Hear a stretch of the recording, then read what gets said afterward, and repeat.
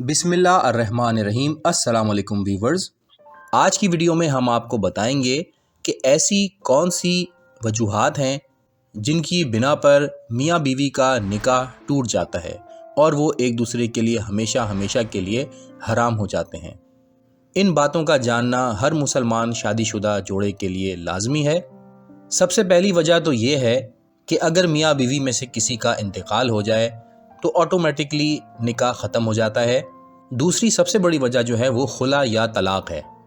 چاہے میاں بیوی باہمی طور پر راضی ہوں طلاق کے لیے یا دونوں میں سے کوئی ایک فریق راضی ہے اور وہ قانونی طور پر یا شرعی طور پر طلاق حاصل کر لیتا ہے تو میاں بیوی کا رشتہ ختم ہو جاتا ہے اور وہ ایک دوسرے کے لیے حرام ہو جاتے ہیں۔ لیکن یہ دو جو باتیں میں نے آپ کو بتائیں یہ تو ظاہری طور پر سب کو ہی پتہ ہیں، لیکن اب میں آپ کو وہ وجوہات بتاتا ہوں جو نارملی ایک عام آدمی کو نہیں پتہ۔ تو اس میں ایک چیز ہے ایلا۔ یہ ایک ایسی سچویشن ہے جس میں شوہر اپنی بیوی سے 4 ماہ تک ہم بستری نہ کرنے کی قسم کھا لیتا ہے، اور اگر وہ واقعی اپنی قسم کو پورا کرتا ہے اور 4 مہینے تک بیوی سے دور رہے گا تو ان کا نکاح ٹوٹ جائے گا۔ لیکن یہ یاد رکھنا ضروری ہے کہ اگر شوہر قسم نہیں کھاتا ہے اور ویسے ہی وہ ہم بستری نہیں کر رہا، اگر 4 مہینے یا اس سے زیادہ بھی ہو جاتے ہیں تو طلاق نہیں ہوگی۔ چوتھی جو وجہ ہے وہ ہے لعن۔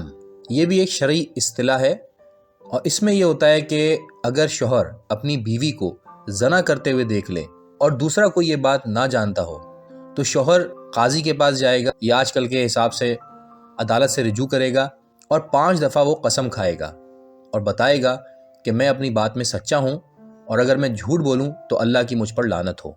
شرعی عدالت اس چیز کو ایکسیپٹ کرے گی اور میاں بیوی کے بیچ میں جدائی ہو جائے گی۔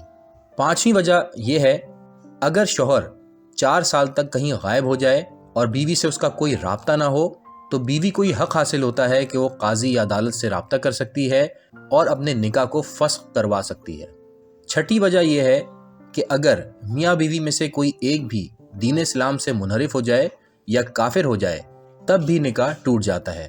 اسی طرح اگر معتبر ذرائع سے یہ پتہ چل جائے کہ میاں اور بیوی دونوں آپس میں رضائی بہن بھائی ہیں تو قاضی ان دونوں میں تفریق کروا دے گا۔ تو یہ وجوہات ہیں جن کی بنا پر میاں بیوی ایک دوسرے پر حرام ہو جاتے ہیں، اور اس کا باقاعدہ بیک گراؤنڈ ہے۔ اللہ تعالیٰ نے شرعی طور پر کیونکہ رشتوں کو بنایا ہے اور رشتوں کا تقدس بھی بیان کیا ہے، اس لیے یہ کنڈیشنز ہیں جس کا جاننا ہر مسلمان میاں بیوی کے لیے لازم ہے۔ ویورز، اگر آپ کو ویڈیو معلوماتی لگی ہو تو لائک ضرور کیجیے گا، شیئر کیجیے گا۔ ملتے ہیں دوبارہ کسی اور نئی ویڈیو میں، تب تک کے لیے اللہ حافظ۔